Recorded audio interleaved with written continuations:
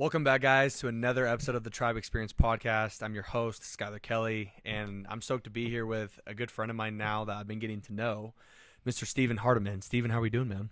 I'm doing wonderful. Can't complain. Love it, man. Love it. We're back in the office, of course. Funny side note, this is our second episode we filmed because we've had some camera issues, but we're going to be good today.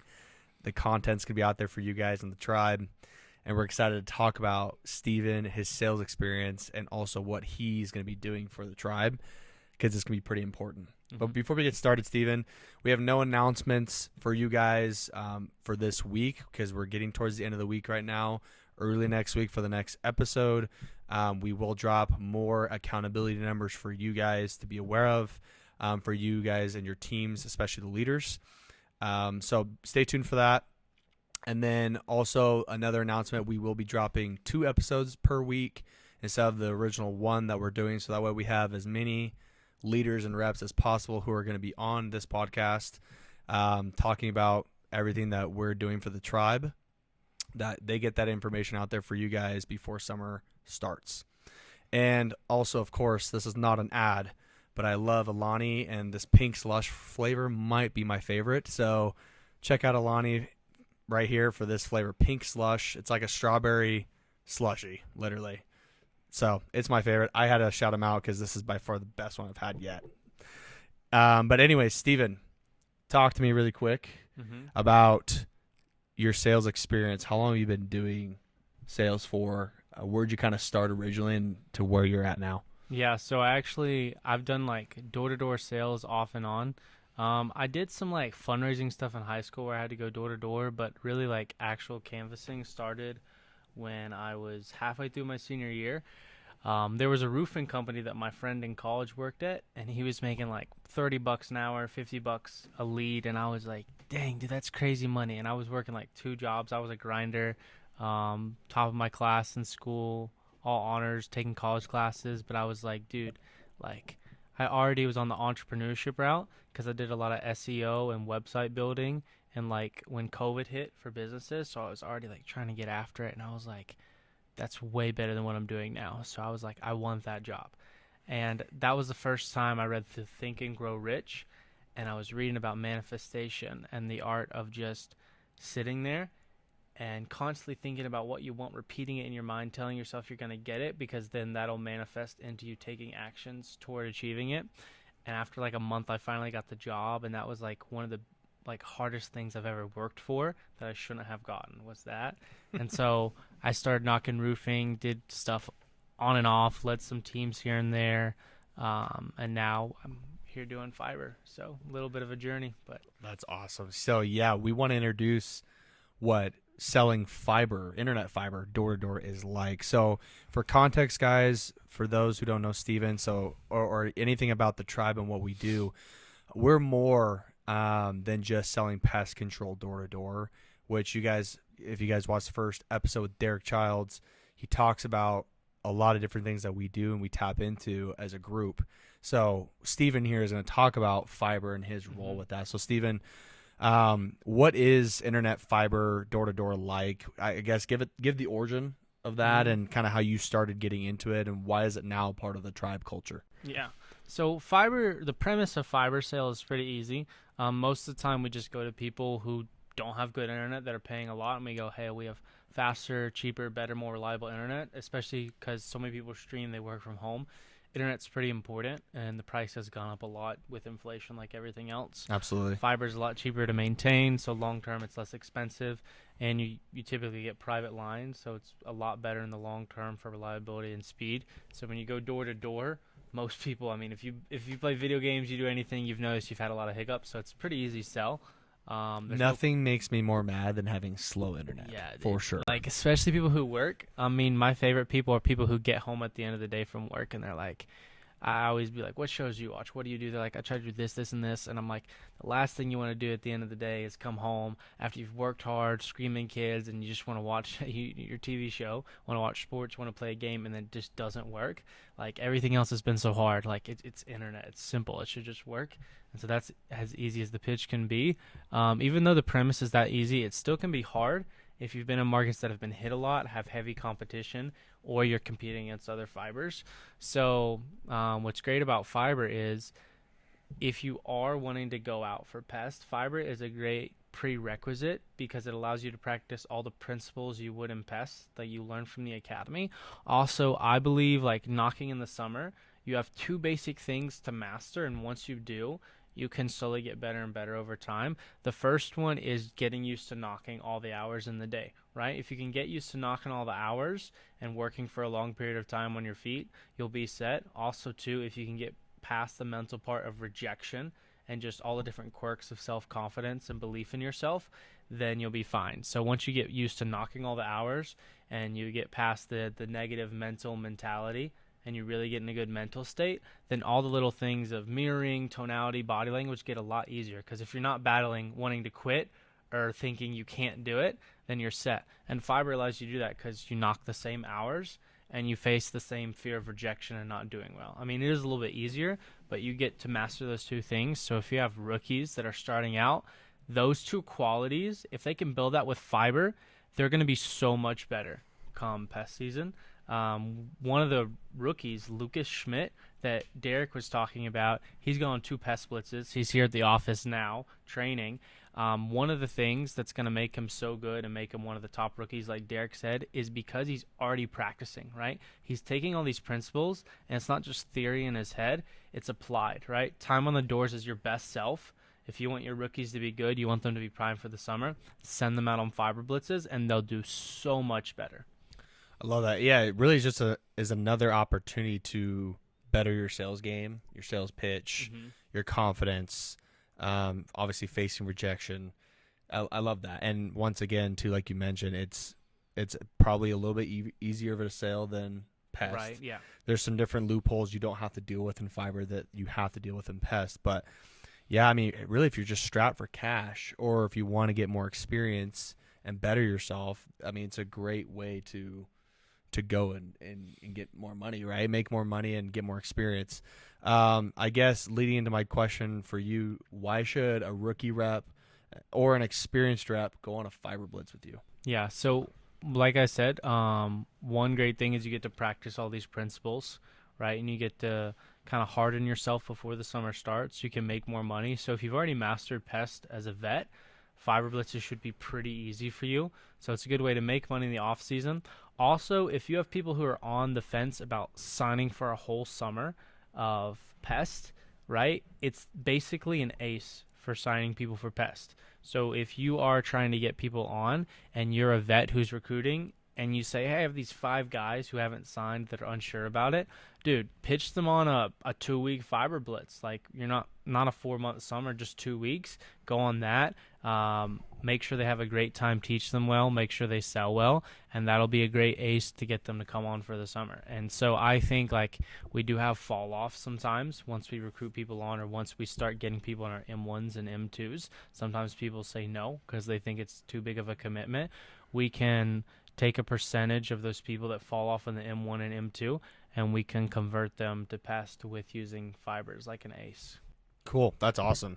I think that kind of brings me into another thing to let everybody else know. Leaders, if you guys are watching this, you should be watching this.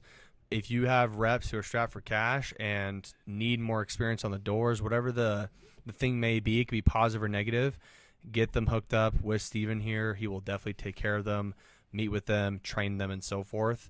All you guys have to do is make the introduction, and he does the rest. So we'll talk more about that for sure.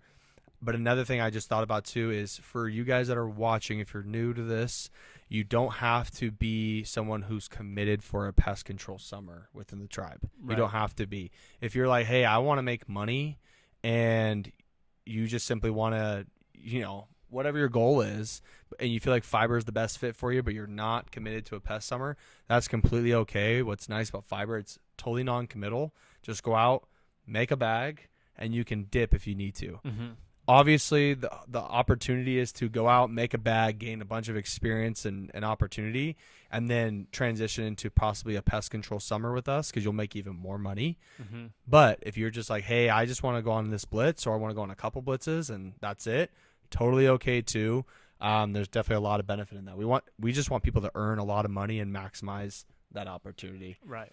But I guess, Steven, give us another, type of context about fiber. What is something about fiber that is important to know that maybe the average person doesn't even think about? Yeah, so the thing about fiber is, other than it just being an easy sale, the people you talk to are generally going to be the same people you see in the summer.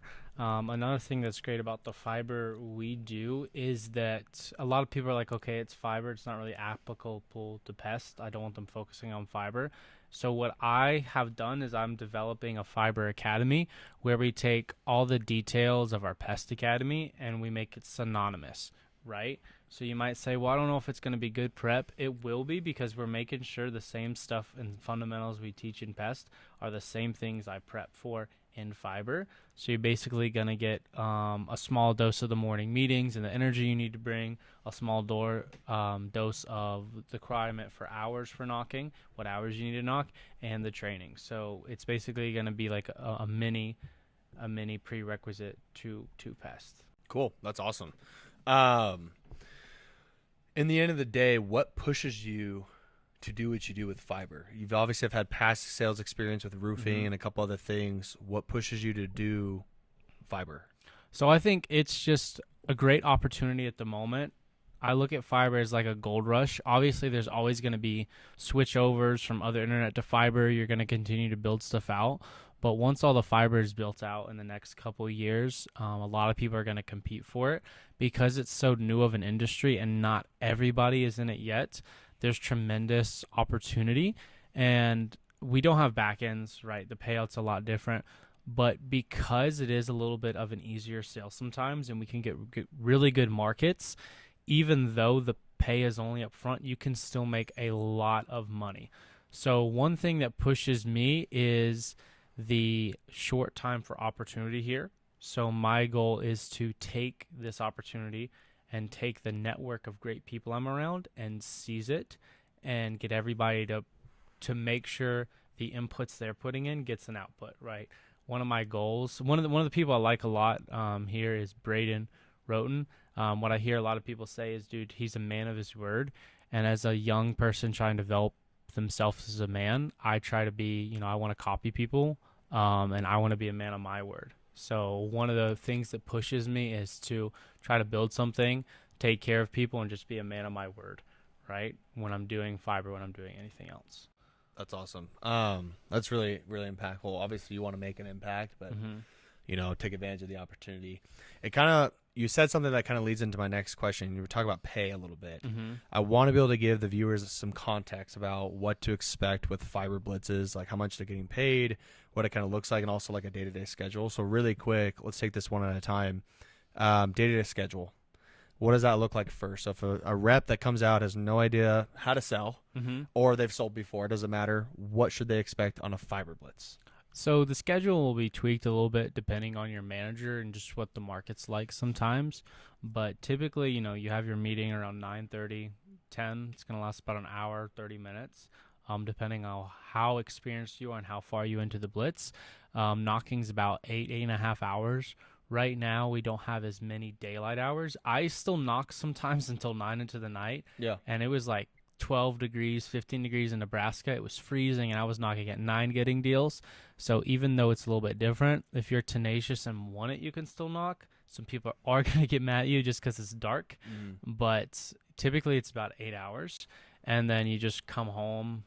If you have questions, you ask questions. But it's just morning meeting.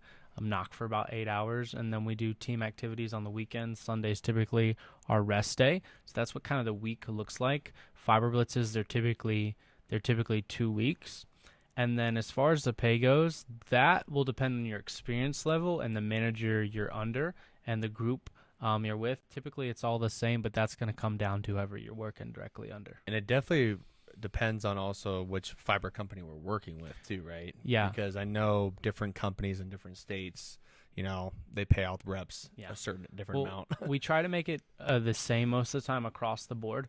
Even if we're getting less from a fiber company, we still want to pay our reps the same so they know what to expect.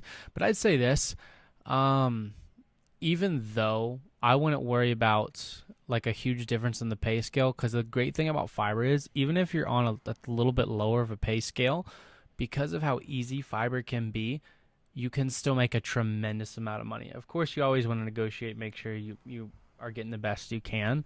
But typically the people here take care of you. Like I said, Braden's a man of his word. Derek is an awesome man of his word who loves taking care of everybody. And those guys are going to make sure the people who are working for them benefit first. So if something goes wrong with Derek, with Braden, they're going to make sure that people are taken care of. So one of the most important things here with pay to notice is that you're going to be taken care of. Unlike other groups, I've been with groups before where they're sketchy about pay. I mean, we're in door-to-door, so sometimes that happens. Right. The one thing about pay with this group is you're going to get paid, right? There might be difficulties with companies and them not delivering, but our people will deliver. That's awesome. And what's really cool about the tribe, if we talked about this on the first episode, is we want to be transparent. Right. We want to be transparent with pay, with results, with the wins, the losses, right? It all can suck sometimes if it's not as good of production that we want, or the payouts aren't as high. But we're going to show that as more and more episodes come out. We're going to get more and more stats to prove and to show. And overall, yes, people get paid here, and that's the most important thing. Is we're going to pay you what you deserve, and for the hard work you've put in. So that's one thing I do appreciate about Derek and Braden, and what they've developed here. Well, any last things that people should know about with fiber? I know it's a pretty simple thing to know about. It's not really hard to pick up, I think. Is there something different or something we haven't talked about yet that you want the viewers to kind of know if they were to come out and work with you? So I'll say this before we wrap up. Anybody who has friends who don't even want to do pest, you've talked to, they say no. If you have reps wanting to come out, they're not sure if they want to knock pest. Even if they're already knocking pest, go ahead and start hitting me up and sending me your availability, because we have a lot of good opportunities opening up. However, we need to know availability a good bit ahead of time so we can plan accordingly, and we can coordinate and book different spots, because different markets call for a different number of teams.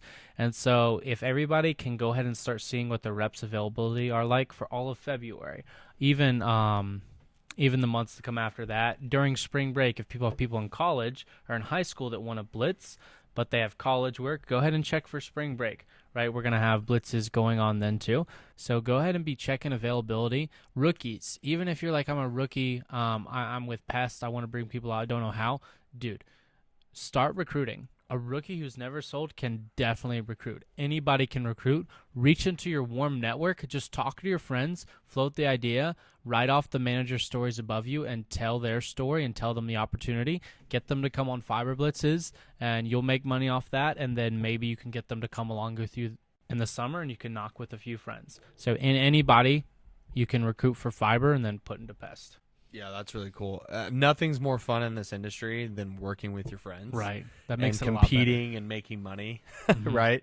So, yeah, I love what Steven said. If you guys have friends who are like-minded, or you just don't know if they're ready for pest control, come out on fiber, no commitments, just make some money and get a bag and walk away if you need to, or stick around and enjoy the culture and the fruits that we have being a part of a nice group of, growth and production.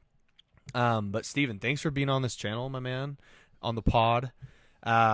This is what the Tribe Experience is all about, is bringing in guys like you who have been around in the industry for a little bit, that understand sales and have obviously something really important to offer, like getting into fiber, where people that are watching can make a lot of money just by working for a short-term time frame, right? Give me the social medias, man. Where can people find you? Where can people reach out to you? So my Instagram is Stephen J. Hardeman. My number is 470-367-1915. So if you want to hit me, just go on either one of those and hit me up. Sweet. And we'll definitely link those in the description of this video, guys. So you'll have all of Steven's information, because you do have to spell his name a little differently than most Stevens. It's with a PH. And then Steven, I know because there's been so much going on right now, you will have probably a Calendly link. I'll put a Calendly link. Cool. So I'll link a Calendly link for you guys too. One thing for Steven is he's very busy. He's doing a lot of meetings, a lot of trainings. So with this Calendly link, book a time that's best for you and your availability, and whatever's available for Steven, then he can hop on a FaceTime call with you and go over any other information or questions that you may have. We should have covered, for the most part, everything you need to know in this video in terms of pay, how the day-to-day works, and also like time and commitment. It really is flexible for you. So when you're on the call, make sure to have your questions ready for Steven so he can answer them. And then from there, you guys, if you're interested, can get onboarded with Steven and get to work and then figure out what blitz you can go on. But it's going to be amazing. I know a lot of people that are having success in the tribe right now. So we're excited to show more numbers and more proof of how fiber's going. So I appreciate you, Steven. I do have a couple quick hitters for you. That's how I always like to end the pod. Okay. Your favorite food to eat? Favorite food right now is just beef and eggs. I'm trying just to, beef and yeah, eggs. It's mostly an all carnivore diet. Okay. Trying to eat super healthy. Trying to limit like carb fatigue or bloating, like tiredness when you eat. So it's beef and eggs. Sometimes like lime and avocado. So I love that. I'm on a carnivore diet right now. I'm actually doing 75 hard. Wow. And and the diet I'm doing is carnivore. So it is. This is day 3 for me right now. Yeah. So but I have noticed like less bloating Mm-hmm. and mental fatigue. I'm actually feeling a lot more energy the last couple days. Right. No, it is not the Alani drink. Might be partly the Alani drink, but for sure having a better diet. I do know you like to work out. Mm-hmm. You like to do a lot of different type of exercises. What's your go-to workout that you feel like, you wake up, you're like, I get to go work out today. I'm doing this workout. I feel fantastic thinking about it. Which workout are you doing? So thankfully I'm in the gym more consistently now. I really right now I like hitting chest a lot and back. Those are my two favorite. So when it's chest and back day, you're just pumped out of your mind? Yeah, so I'm pumped out of my mind. When I'm like, a lot of things I did in the summer and throughout the year when I didn't really have a gym because I would be in random places sometimes without a chain gym, I would do a lot of calisthenics just to stay in shape, to maintain. So I like doing those a lot because I like practicing different holds and stuff. Like I've been able to do some pretty cool stuff, so I like that as well. That's sweet. So we're talking about gym here. I'm obviously an Alani drinker. I have too many of these in my fridge.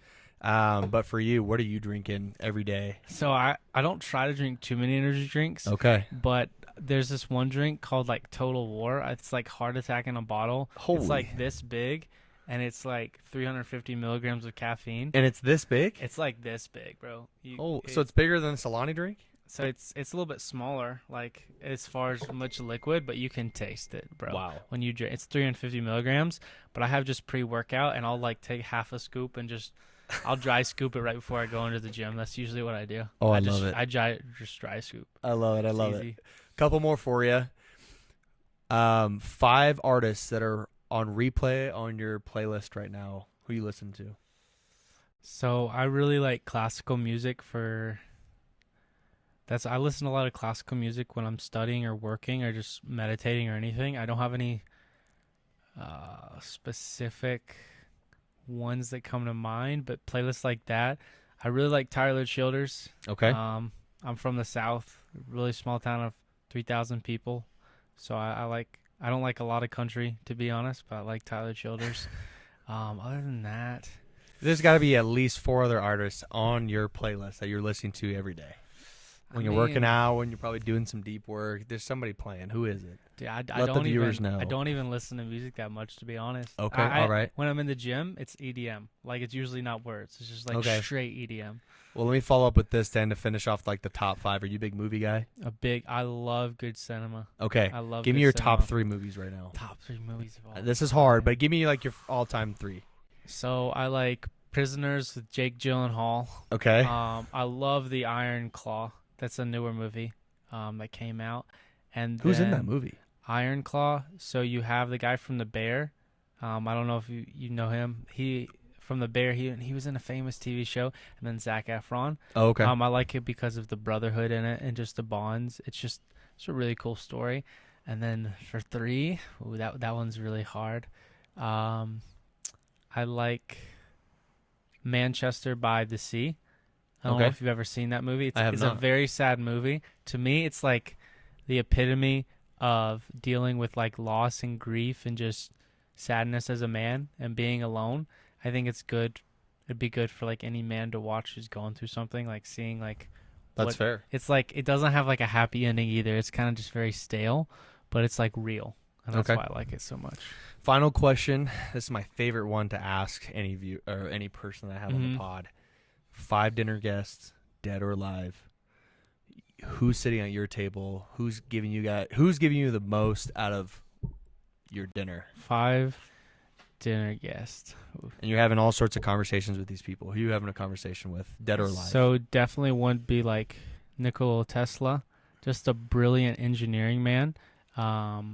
He was so ahead of his time as a thinker, like even our modern thinkers from engineering and a science perspective, he was so ahead of his time. Also, I really liked Steve Jobs. Okay. Right. Just the type of mind he have. I like people's energy, like picking up on people's energy and lifestyle. So Steve Jobs, because he was so tenacious and creative, and he pushed people so hard. Michael Jordan, because of his obsession. I watch interviews, but like I said, being around his energy would be insane. You have to ask him more questions about The Last Dance, for sure. Last Dance. And then I really like Charles Bukowski. He's a writer. Okay. I love him. Would definitely pick him. And then for the last one, let's see. Probably Jesus. Okay. I feel like you have to have that one in there. God first, man. Hey, I love how diverse your table is. Got religion or, God himself, right? We also have writers, engineers, athletes. I love it, man. That is not my table. Not all that, but man, that's dope. I've never really kind of heard somebody talk about so many different types of people and lifestyles and careers. That's really cool. Dude, thanks for being here. Thanks for adding value to the tribe, and we're excited to see how we can progress more in fiber blitzes and how we can make our reps more money and a better experience. Right. But once again, guys, this is a wrap of another episode of the Tribe Experience podcast. Thank you, Steven. You're the man. Any last remarks? No, just go out there and get ready for the summer. Love it. Love it. Yeah, guys, that's a wrap. Thanks for joining. We'll see you guys in the next episode with another special guest, and have a wonderful day. Peace.